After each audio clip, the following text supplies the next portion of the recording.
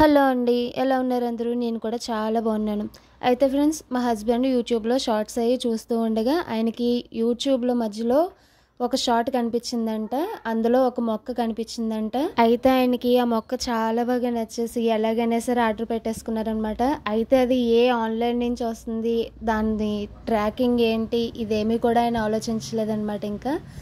మొక్కొచ్చిన తర్వాత మాకు చెప్దామనుకున్నారు. అయితే ఆయనకి తర్వాత ట్రాకింగ్ తెలియకపోవడంతో కంగారు వచ్చి మాతో నేను ఇలా మొక్క ఆర్డర్ పెట్టాను అని చెప్పారనమాట.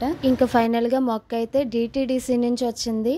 చూడండి, ఈ మొక్క అయితే చాలా బుజ్జిగా ఉంది. ఆయన చూసింది అయితే పెద్ద మొక్క అంట, కానీ వచ్చింది చిన్న మొక్క. కానీ చాలా అయితే ముద్దుగా చాలా బాగుంది. ఆ మొక్కకి వాళ్ళే పేరు కూడా ట్యాగ్ చేసి పంపించేశారు. అయితే నేను మీకు చూపించాను కదా, ఆ మొక్క పేరేంటో మీరు నాకు కింద కామెంట్ సెక్షన్లో చెప్పండి. ఈ పత్రాలు అంటే శివుడికి చాలా ఇష్టమని చెప్పారు ఆయన. అందుకే ఇంకా ఆలోచించకుండా వెంటనే ఆర్డర్ కూడా పెట్టేశారు. ఆయన రోజు శివుడికి పూజ చేసుకుంటారు.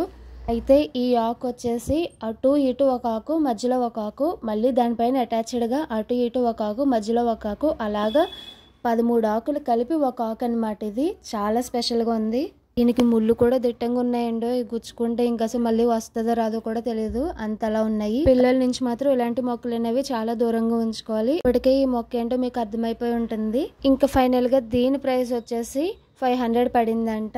అయితే మంగళవారం షణ్ముఖ బర్త్డే ఉంది. షణ్ముఖ బర్త్డే గుర్తుగా ఒక మొక్క ఉండాలని చెప్పి మొక్క తీసుకున్నారు ఆయన.